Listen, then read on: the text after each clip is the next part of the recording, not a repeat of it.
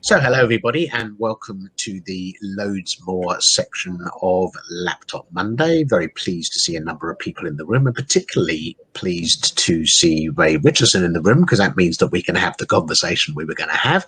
Always helpful if she and I both turn up. So what we're going to talk about today for maybe 10 minutes is how to grow your business through events, because the marketing of events is something that Rai specializes in. So what I wanted to start with, Rai, was the question, what do you mean by the word events? Because right now we're wobbling towards the end of lockdown 3. So what do you, events clearly have changed, and even as we come out of it, it's going to be all sorts of rules. What do you mean by events, and how do people actually grow their business through events? Very wide, big question there, Mark. I'm really good at the questions. Hopefully you're really good at the answers. Hopefully I will do my best. So what I mean by events is really that there's so many different styles and types of events. You've got live events, you've got pre-recorded events, as well as, you've got conferences, trade shows, which we've all had to sort of look forward to or attend virtually up to very recently. And future plans are obviously hopefully going to start doing more in-person things.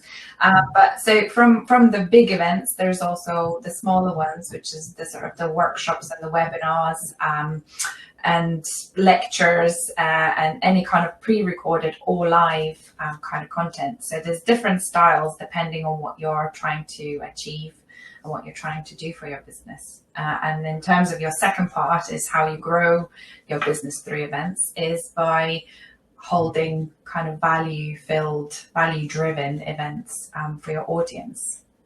And that's the simple. Okay, so is the work that you do to help people put together an event to work out what that value is for their clients, to look at it in that holistic way, or are you purely, you want to be given something that says, here's a picture of my event, this is the size and shape and frequency and stuff, how do I market it? Are you doing the before or just the marketing? So it's mainly the marketing. My focus is the marketing and the communication of the said events. But if someone comes to me and says, I've got this event, this is the style that I ran before in person, for example, how do I make it virtual? What kind of things need to be considered? What sort of things we need to start doing differently or whatever. So I am able to advise as to what works and what could work for that particular scenario. But my focus is on the marketing primarily and getting people to the event. Okay, and before I ask you about that marketing, if somebody comes to you and says, here's my event, here's my banners I've created, here's my, even if they haven't done the marketing, here's my event. Okay, this is the agenda, these are the speakers, this is what's happening, whatever it is. And you look at it and you go, there. Do you just crack on and market it, or do you say something? I say something. I tend to really pick on the value that just having an advert made up and sort of a visual or banner or whatever, it's really finding that value and the key messages that we want, the company wants to portray. So that's what I really kind of pull out from all the things that's been sent to me and shared with me. I kind of really drill down as to what is the value to the audience and why do the audience need to attend. And those are the focus points of what drives the rest of the sort of communications plans and activities. Yeah, I get that. In my time, I've done a lot of selling, and I've always said I find it really hard to sell a bad product. I won't sell a bad product. And I guess from a marketing perspective, it's really hard to marketing something where your heart isn't in the product. So I think you're right. You do need to go back to them and say, have you thought of this and maybe that? So let's talk about the marketing.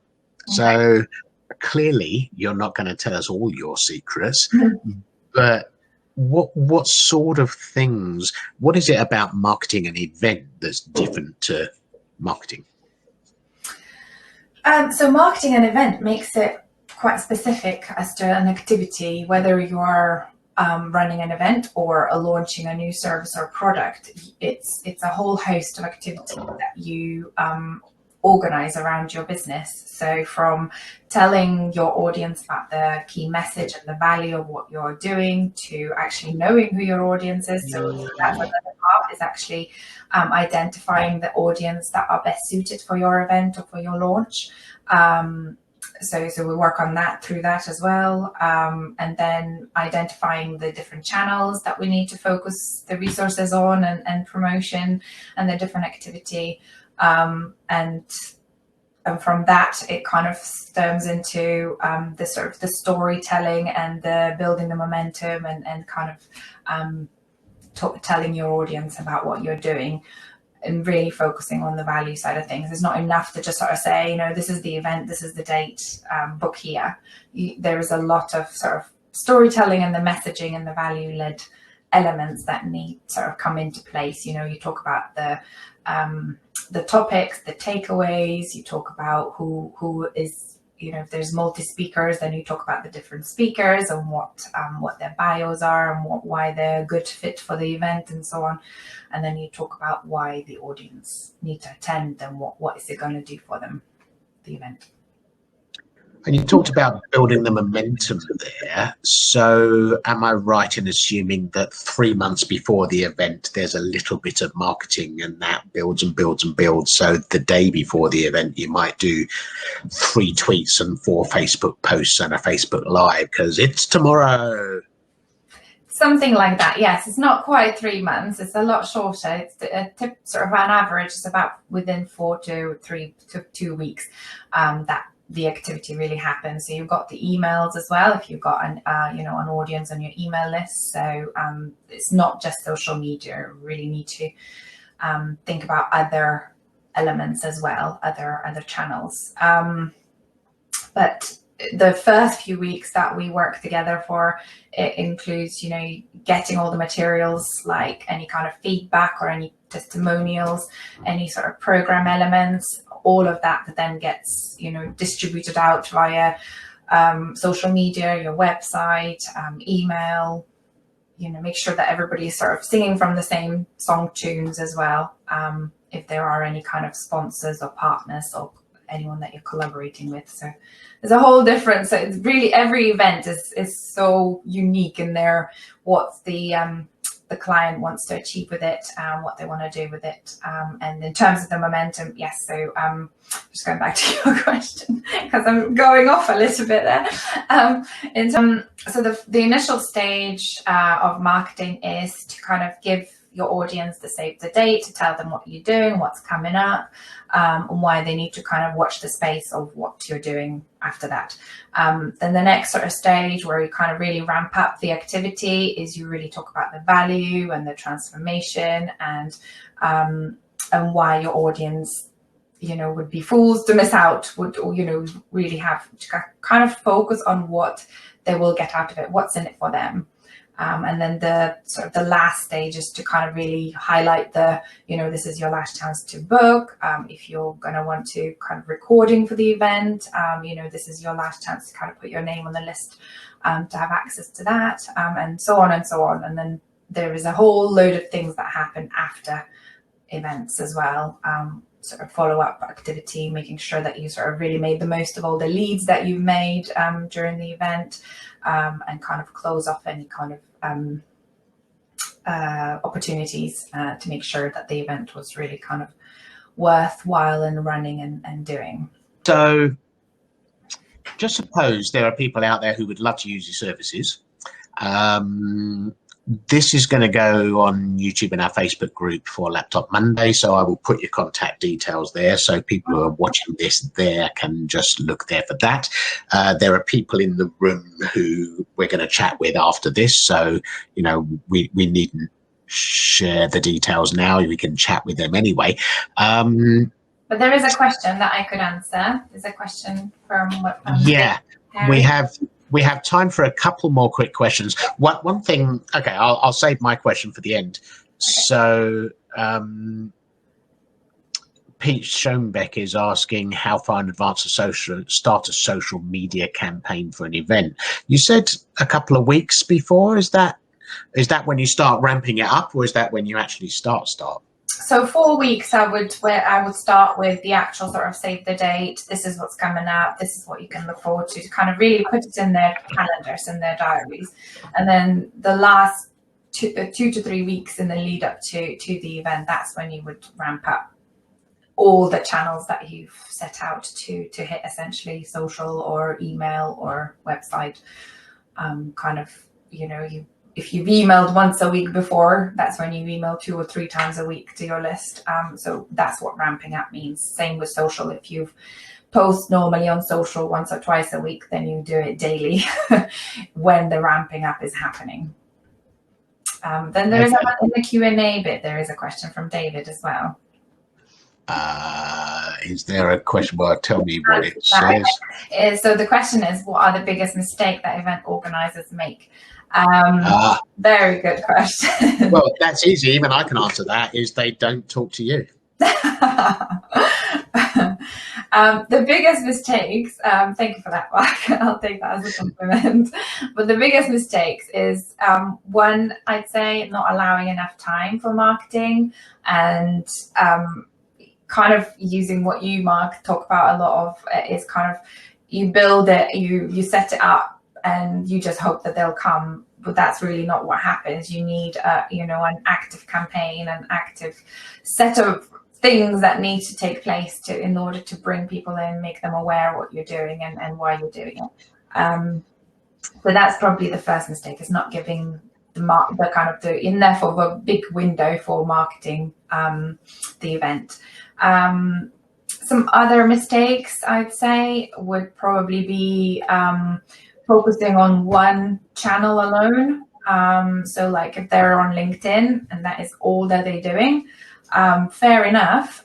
But using, say, an email list would really boost the impact of the activities that you're doing.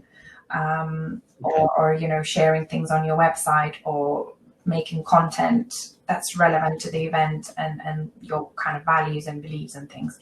It's a whole other kind of way of bringing people in. And just events give you sort of an opportunity to put your business on stage, and essentially as a result of it of it happening, your whole business is going to be put on stage in the lead up to it, post event as well. So you need to make the most of it by inviting your audience and building and growing more audience as well. It's a great chance to grow your audience.